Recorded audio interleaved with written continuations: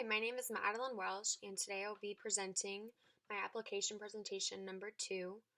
I will be going over Maslow's hierarchy of needs, discussed in Module 15, which was based on content from the book The Power of Selling. So let's begin. Abraham Maslow was one of the most renowned psychologists of the 20th century, and he explained human behavior in pretty simple terms depicted in a pyramid.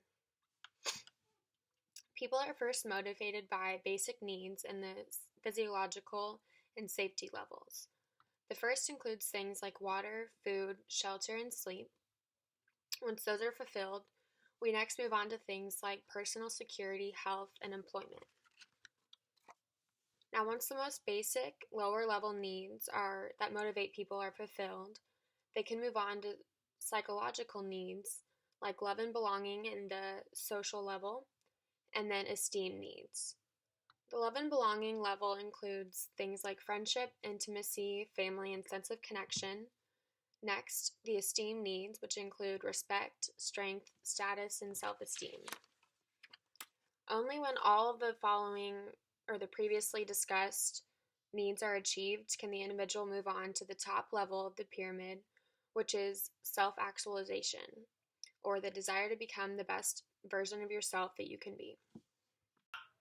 Now, Maslow's hierarchy of needs is a concept I've been familiar with since high school psychology class, but I've never really thought about how it actually applied to my own life. I think of the beginning of my junior year when I moved back to San Antonio for school. I was in Austin, where I had a very strong network of friends, and my social needs were definitely met.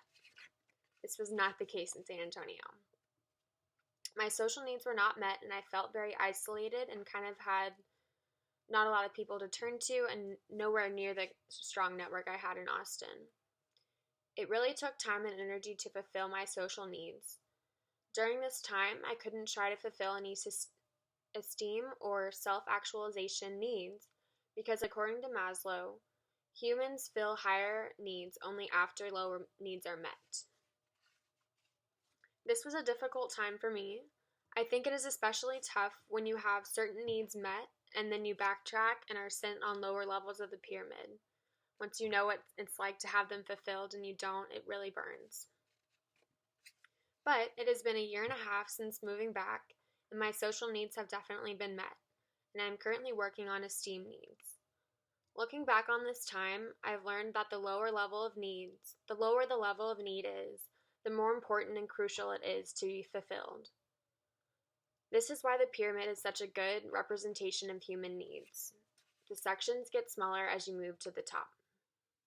In conclusion, Maslow's hierarchy of needs describes human behavior and what motivates it. It moves from physiological needs to safety needs, which are on the basic level. Then it moves to social needs and esteem needs, which are all in the psychological level.